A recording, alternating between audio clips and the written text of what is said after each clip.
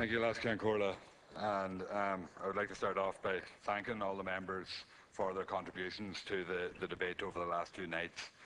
And I have to say that it has been very heartening for me to hear the contributions that have come from all sides of the House and condemning the system of direct provision. And I think that is a very powerful message to send out across the country, that there is across-the-board political support for the abolition of a system that is unjust, inhumane, and completely wrong. And I think it was very powerful sitting here tonight, and I suppose I probably have to give maybe an apology in advance to some of the Fine Gael members in the House, because I had expected that politically Fine Gael would maybe be slightly more disposed to a more hardline approach in relation to asylum seekers and direct provision. And I think it's very heartening to hear some of the very emotional contributions from some of the members, particularly Deputy Regina Doherty's, and her powerful example of how a 7-year-old child has been treated in a so-called reception centre.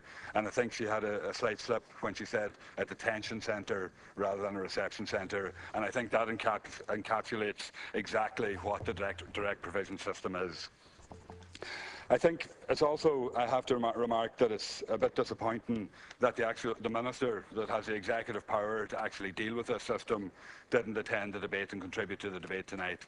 But I have a lot of respect for Minister Fitzgerald, and I think that she is genuine in trying to reform the Department of Justice and the justice system in this country.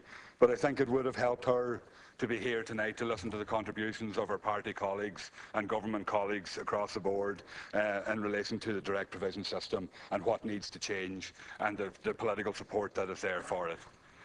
I think it's become clear to me over the last two nights of this debate that there is a political will to deal with this system, and there is a political will to reform this system and to end direct provision. And the blockages are within officialdom, within the civil service, within the people who operate the system across the board.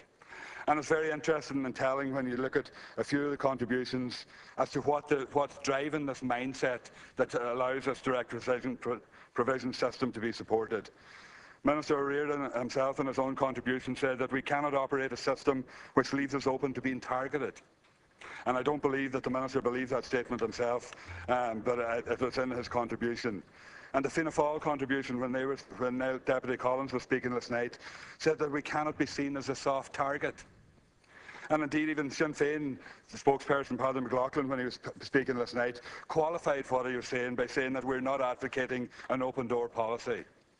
That is the mindset of the civil servants that operate this system, that have allowed this system to develop and have introduced this system across the state, and have put 4,300 people into this situation where their human rights are being abused on a daily basis, where their right to family life, their right to dignity, their right to self-respect is being denied across the board. This motion is very reasonable.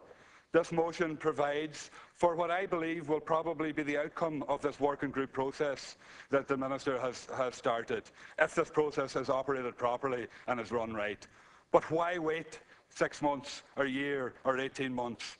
Accept this motion tonight, withdraw your amendment, and we can end this system once and for all and bring dignity to the people that are suffering under it. There is no way that there is floodgates waiting to be opened. There is no way that there's hordes of asylum seekers sitting out in the Irish Sea and in the Atlantic waiting to get in here looking for this open-door policy. This policy and this mindset is a mindset that is within the civil service in this state. As been mentioned by a number of speakers, it is institutional racism. It is a system that is racist and is operating in a racist way in this country. And there is political support right across the board to end this system. So, Minister, I know you don't have the executive powers, and if it was in your gift, you would do it. But you have to take this message and take the political support that you have received here tonight and take it and ram it down the throats of the civil servants and show them that the political will is here. They cannot hold it back and they cannot resist it anymore. And they have to change that system and do the humane thing. Because if not, In 10 or 15 years' time, another Taoiseach will be standing there and apologising on behalf of the Irish people for what we all know is a system that cannot continue and a system that will destroy lives in the future if we allow it to. So, Minister, take the support that came from all sides here tonight, take it back into the department and tell them that the system is going to change from this point on.